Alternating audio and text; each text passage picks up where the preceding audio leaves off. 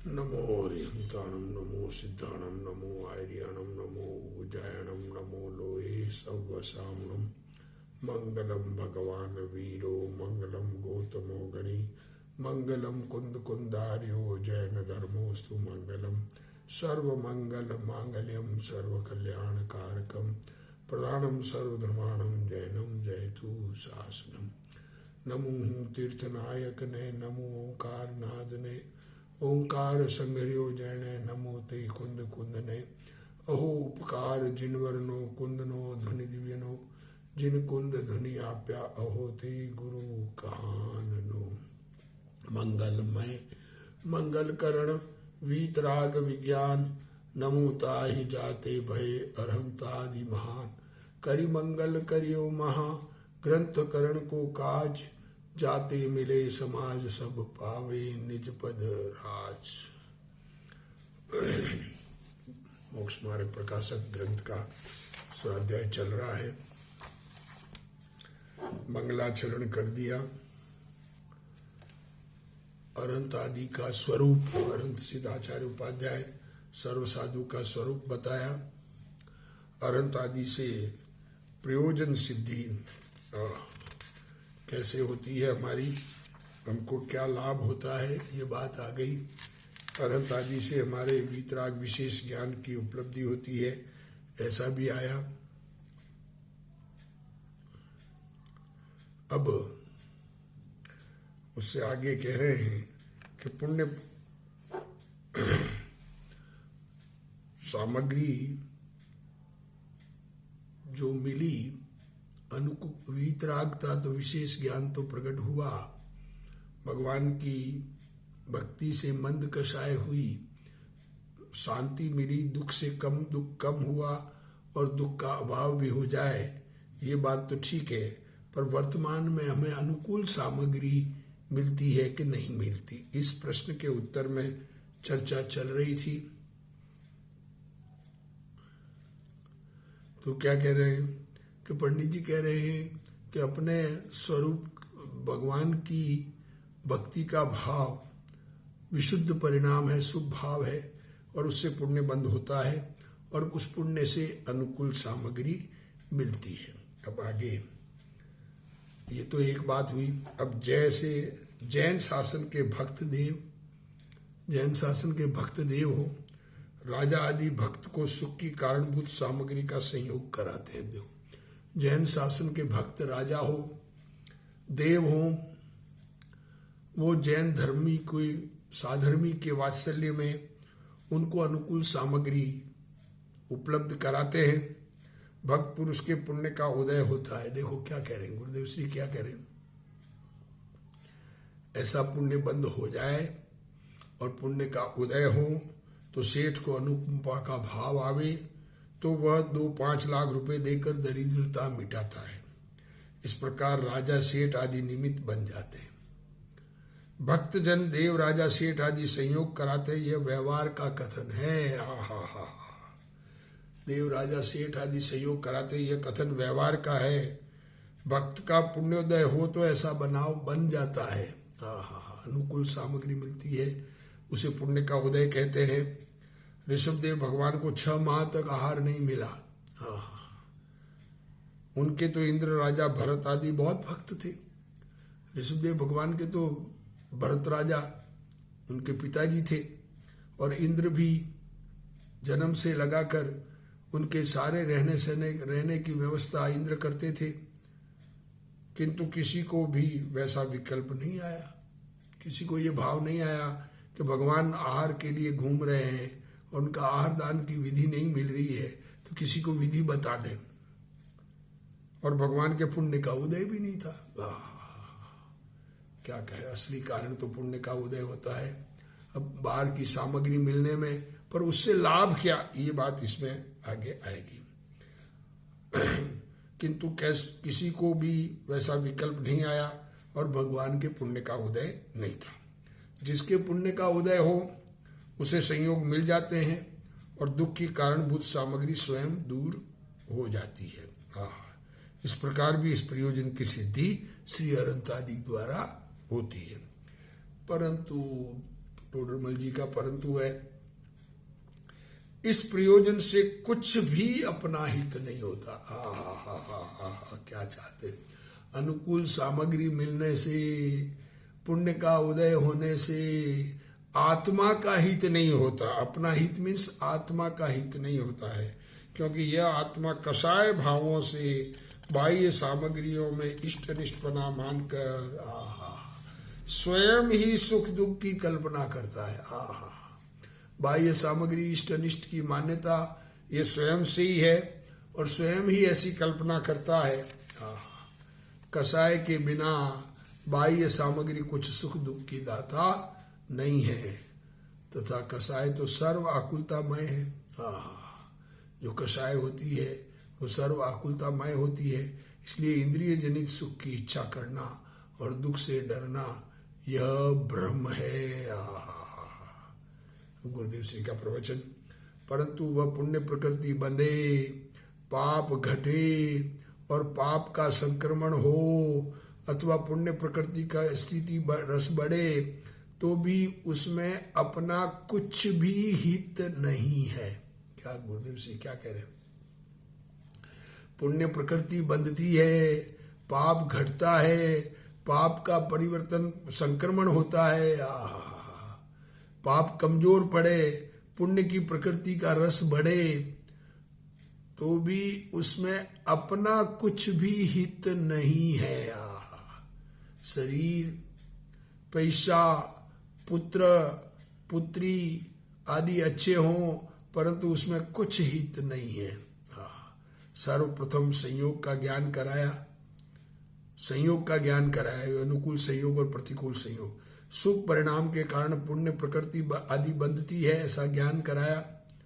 बाहर के संयोग से अपना हित नहीं, कारण कि अपने कषाय भाव द्वारा ये स्त्री, शरीर, पैसा अनुकूल है, तथा कपड़ा, भोजन, मकान आदि का अभाव है, इस प्रकार प्रतिकूल है। ये मान्यता हमारी मान्यता ये है कि बाहर में संयोग अनुकूल हो, स्त्री, शरीर, पैसा, कपड़ा, भोजन, मकान आदि नहीं का अभाव ये दुख का कारण, और स्त्री, शरीर, पैसा अनुकूल ये सुख का कारण।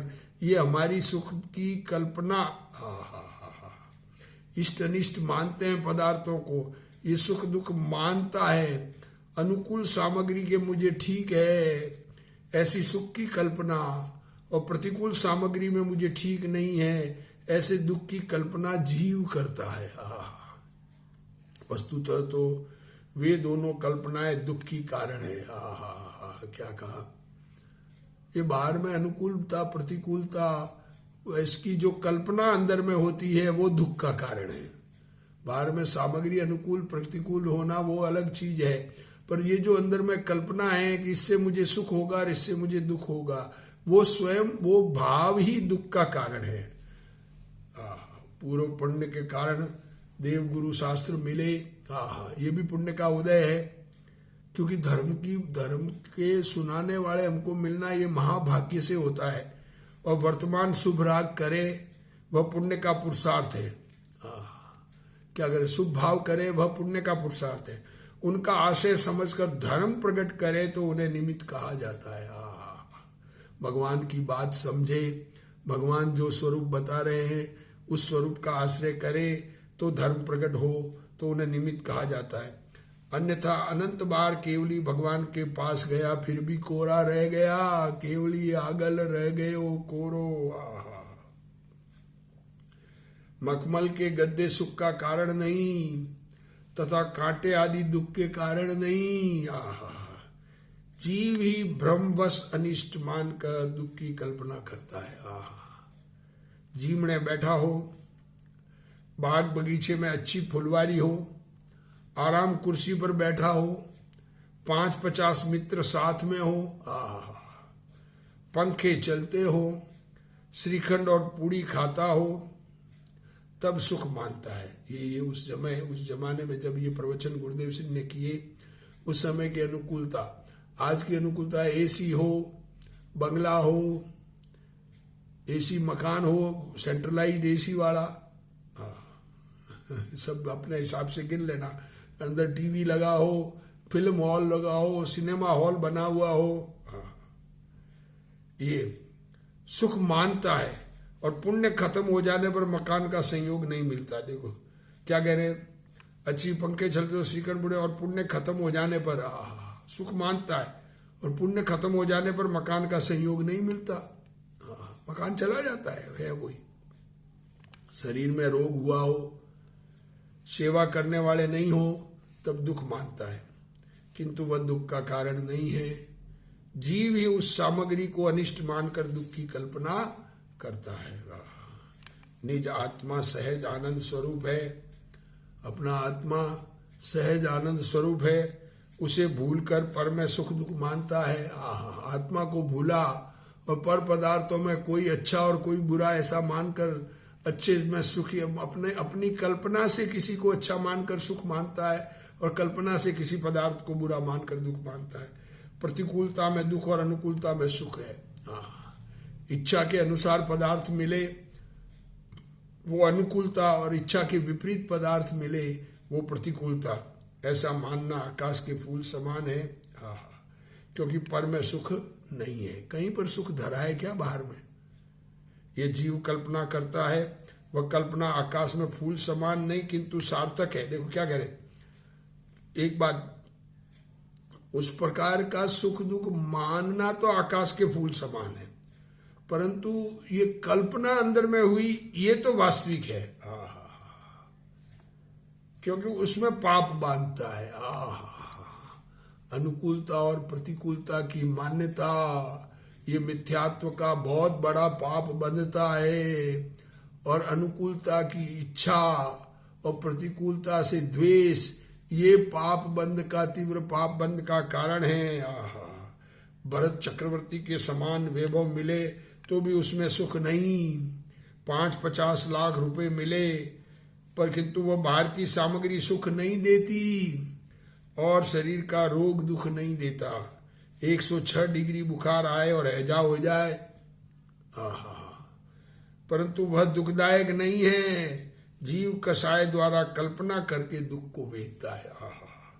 वस्तुतः तो ये सब ज्ञान का गेय है, पर सामग्री में प्रमेयत्व गुण है, अतः वह ज्ञान का विषय होती है।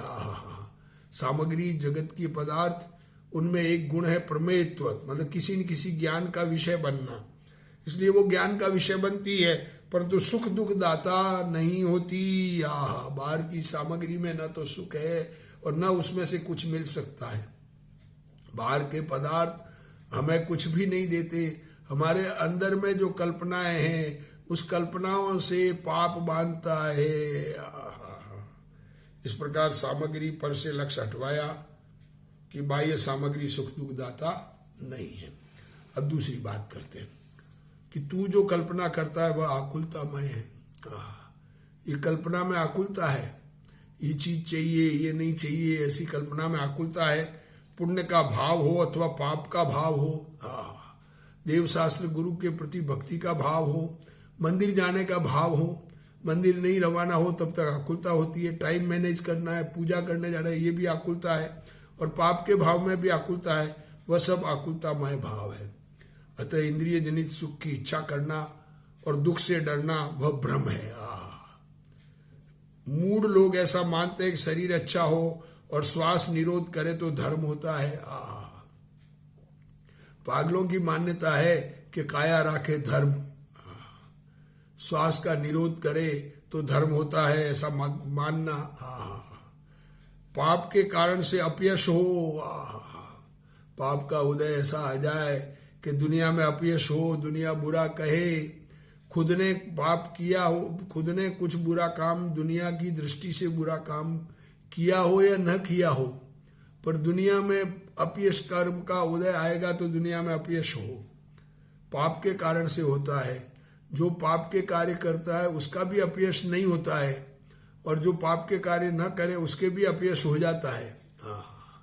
ये उदय के अनुसार है, इसलिए वो उसका नाम ही पाप का उदय है। निर्धनता हो जाए वह दुख नहीं है, उससे डरना उचित नहीं है। अरे धन नहीं रहेगा तो क्या होगा, अरे उससे डरने की बात नहीं है, उचित नहीं है, उचित नहीं है। सामग्री से डरना और सामग्री से प्रसन्न होना भ्रम है। अनुकूल पुत्रादि के संयोग से सुख मानना भ्रम है। बेटा अनुकूल है, बेटी अनुकूल है, ऐसा मानना, ये सुख मानना भ्रम है। अनुकूल सामग्री की इच्छा नहीं करना और प्रतिकूल सामग्री से नहीं डरना। वस्तुतः अनिष्ट तो विकार है और स्वभाव इष्ट है। विकार अनिष्ट है और स्वभाव इष्ट है। स्वयं जो मिथ्या कल्पना करता है वही दुख है। सामग्री इष्ट अनिष्ट कल्पना नहीं कराती, स्वयं कल्पना करता है। अब देखो, अब क्या कह रहे हैं, पुनश्च और कह रहे पंडित जी, इस प्रयोजन के हेतु अरहंत आदि की भक्ति करने से भी तीव्र कषाय होने के कारण पाप बंद ही होता है। अनुकूलता की इच्छा से और प्रतिकूलता के मिटाने के इच्छा से अरहंत आदि की भक्ति करे, पंच परमेष्टि की भक्ति करे तो पाप बंद ही होता है। इसलिए अपने को इस प्रयोजन का अर्थी होना योग्य नहीं है। अरहंत आदि की भक्ति करने से ऐसे प्रयोजन तो स्वयं भी सिद्ध होते हैं, हो जाएंगे सिद्ध, पर उनकी इच्छा से ये भक्ति नहीं करना चाहिए। इस प्रकार अरहंत आदि परम इष्ट मानने योग्य है। ऐसे सांसारिक प्रयोजन से अरहंत आदि की भक्ति करने से, तीव्र कषाय होने से पाप बंद होता है। अपने को बड़ी यात्रा करनी, इससे इज्जत बढ़ेगी। क्या कह रहे यात्रा संग निकाले तो दुनिया में इज्जत हो, इसलिए संग निकालना। लोगों को सब साथ में ले जाएंगे तो हमारी कुछ इज्जत होगी। हमने इतने संग निकाले, इतनी तपस्या की, पुत्र प्राप्त होगा अथवा दुनिया अच्छा कहेगी। 5-50 हजार रुपये मिले, उसमें से 5,000 दान आदि में खर्च करे तो सब अच्छा कहेंगे, ऐसा मानता है। इसलिए दान आदि में खर्च करना कि दुनिया अच्छा कहे, ये उसका निषेध किया। दान खर्च करने का निषेध नहीं है। तथा बाहर की क्रिया उसी समय स्तवन पूजा रूप होती हो, पूजा में हाथ आदि की व स्तवन बोलने की क्रिया होती हो, परंतु अंदर में अशुभ परिणाम है। अशुभ परिणाम अंदर में कि मुझे कुछ मिल जाए, मुझे कुछ लाभ मिल जाए, मुझे कुछ धन मिल जाए, मेरी इज्जत हो जाए मार्केट में, इस कारण तीव्र पाप बनता है। अतः इस प्रयोजन का अर्थी होना योग्य नहीं है। जैसे अच्छे अनाज पकने के साथ भूसा भी होता है। अनाज बोया हो और अनाज पके, अनाज पैदा हो तो उसके साथ चारा भी, भूसा भी पैदा होता है। वैसे ही धर्मात्मा को धर्म दशा होने पर साथ में रहे हुए शुभ रागांश के कारण पुण्य भी बंध जाता है। इस प्रकार पंच परमेष्टि की भक्ति करने से ऐसा प्रयोजन तो स्वयं ही सिद्ध होता है। इस प्रकार श्री अरहंत आदि परम इष्ट मानने योग्य है। तथा वे अरहंत आदि ही परम मंगल है। उसमें भक्ति भाव होने से परम मंगल होता है। मंगल क्या है? मंग अर्थात सुख, उसे लाती अर्थात देता है, सुख लावे। अथवा मम अर्थात पाप, उसे गाले अर्थात गाले। देखो, सुख को लावे और पाप को गाले, इसका नाम मंगल। इस प्रकार उनके द्वारा पूर्वोक्त प्रकार से दोनों कार्यों की सिद्धि होती है। अरहंत सिद्धाचार्य उपाध्याय सर्वसाधु, उनको नमस्कार करने के भाव से ये दोनों कार्य होता है। पाप कलता है और सुख मिलता है, इसलिए उनके परम मंगल बना संभव है। तथा ये अरहंत आदि ही परम मंगल है। उनमें भक्ति भाव होने से परम मंगल होता है। जो लौकिक प्रयोजन का अर्थी न हो, सामग्री का अर्थी न हो, आत्मा के भान वाले को पुण्य तो सहज बंध जाता है, वह मांगलिक है। पाप भाव वाले को मांगलिक नहीं कहा जाता। यहाँ मांगलिक की बात चलती है। मंग अर्थात सुख, ल अर्थात लाती, प्राप्त करावे, इसलिए मांगलिक। और मम अर्थात पाप, उसे गाड़े थी अर्थात गाड़े दूर करे, उसका नाम मंगल है। निमित्त, पुण्य पाप और विकार। देखो, निमित्त मीन्स सामने पदार्थ, उसका परिणमन जो हमें कारण बना। हमारे अंदर में पुण्य पाप के भाव, विकार भाव और ज्ञान का क्षोभशम, ज्ञान में जानने की जो सामर्थ्य, इस पर्याय के अहंकार को, ये जो पर्याय आत्मा की होती है, उसमें बड़प्पन मानने की भावना, आत्मा के भान द्वारा गलावे वह मांगलिक है। ये पर्याय बुद्धि छूट जाए और आत्मा की समझ हो, इसका नाम मांगलिक है। जो आत्मा के भान पूर्वक बाह्य सामग्री की अपेक्षा रहित अरहंत आदि की भक्ति करता है, उसको दोनों सुख मिलते हैं। अतीन्द्रिय सुख मिलता है और इंद्रिय सुख जनित सुख भी सहज ही मिल जाता है, परंतु उस इंद्रिय जनित सुख की भावना नहीं करना। इस प्रकार अरहंत आदि की भक्ति से दोनों कार्यों की सिद्धि होती है। पंच परमेष्टि के स्वरूप की भाव पूर्वक स्तुति करता है, इसलिए पंच परमेष्टि में मंगलपना संभव है। अब मंगलाचरण किया क्यों? कि यहाँ कोई प्रश्न करता है कि प्रथम ग्रंथ के प्रारंभ में मंगल किया, उसका क्या कारण है? ग्रंथ की शुरुआत में मंगल क्यों करते हैं? सुख से सामक ग्रंथ की समाप्ति हो, पाप के कारण विघ्न न हो, इसलिए यहाँ प्रथम मंगल किया है। यहाँ तर्क है कि अन्य मती इस प्रकार मंगल नहीं करते, उनके भी ग्रंथ की समाप्ति तथा विघ्न न होना देखते। देखो क्या कह रहे हैं, सुख किससे समाप्ति हो, विघ्न न हो, इसलिए मंगल किया है। तो अन्य मती मंगल नहीं करते, उनके भी विघ्न निर्विघ्न ग्रंथ की समाप्ति होती है। तो क्या कह रहे थे, शुद्ध भाव प्रकट हुआ और साथ में व्यवहार शुभ भाव वर्तता है। आत्मा का अनुभव है, पर अनुभव में एकाग्रता नहीं, स्वरूप में लीनता नहीं, तो जो राग वर्तता है वो शुभ भाव है, वो मंगलाचरण होता है। ग्रंथकार को अपनी बात के आत्मा के बहुमान के साथ ही शुभ राग भी वर्तता है, अन्यथा ग्रंथ तो बनना हो तो बनता है, उसकी अवस्था जीव से नहीं होती। कुंद आचार्य ने स्व और पर के आत्मा में सिद्ध भगवान की स्थापना करके श्री समयसार का प्रारंभ किया। समयसार ग्रंथ की शुरुआत ध्रुव अचल ने अनुपम गति पामेल सर्वे सिद्ध ने वंदी कहूँ श्रुत केवली भणित समय प्राभृत हो, ऐसा ग्रंथ का प्रारंभ किया और ग्रंथ पूर्ण हुआ। वहां ग्रंथ पूर्ण होने की योग्यता थी, इसलिए पूर्ण हुआ, और मोक्ष मार्ग प्रकाशक पूर्ण नहीं हुआ, ये ग्रंथ पूर्ण नहीं हुआ। मंगलाचरण तो किया है पंडित जी ने, तो वह अपनी योग्यता के कारण पूर्ण नहीं हुआ। इसमें जीव के भाव क्या करेंगे? कुंद आचार्य कहते हैं कि मैं इस एकत्व विभक्त आत्मा को दिखाऊंगा, ऐसा मैंने व्यवसाय किया है। क्या कह रहे हैं, मैं एकत्व विभक्त आत्मा दिखाऊंगा, ऐसा व्यवसाय किया है। उनके अप्रतिहत भाव और पुण्य का ऐसा योग, दोनों का मेल मिल गया। वे साक्षात भगवान सिमंद्रनाथ के पास गए थे। उनका अप्रतिहत भाव ऐसा कि केवल ज्ञान लेकर ही रहेंगे, पुण्य ऐसा कि 415 गाथाएं पूर्ण हुई, तथा अमरचंद्र आचार्य ने उनकी टीका लिखी, वह टीका भी पूर्ण हुई। आचार्य देव पवित्रता और पुण्य से परिपूर्ण थे। पंडित जी में पवित्रता थी, पर कुंद आचार्य जैसा पुण्य नहीं था। गुरुदेव श्री में पवित्रता थी, पर पुण्य भी था। गुरुदेव श्री के भी पवित्रता और पुण्य का योग था। इतने भगत, इतने सुनने वाले मिलना, ये पुण्य का उदय, उसके उनकी बात लोगों को समझ में आना, ऐसे जीव उत्पन्न होना जो उनकी बात समझे, इसका नाम भी पुण्य का उदय है। गुरुदेव श्री की बात चली, चंपा बहन तो कहती है कि पंचम काल के अंत तक ये बात, गुरुदेव श्री की बात चलेगी। पंचम काल के अंत तक धर्म का प्रभाव इस बात से रहेगा। ग्रंथ का प्रारंभ किया तब उन्हें पता नहीं, पंडित जी को नहीं पता था कि ये पूरा नहीं होगा, परंतु स्वयं ने अपने मांगलिक भाव किए हैं, खुद को मंगल का भाव आया है, अपने मांगलिक भाव किए हैं, अपने परिणामों में निर्मलता के लिए किए हैं कि सुखपूर्वक ग्रंथ पूर्ण हो और पापोदय के कारण कोई विघ्न नहीं आवे।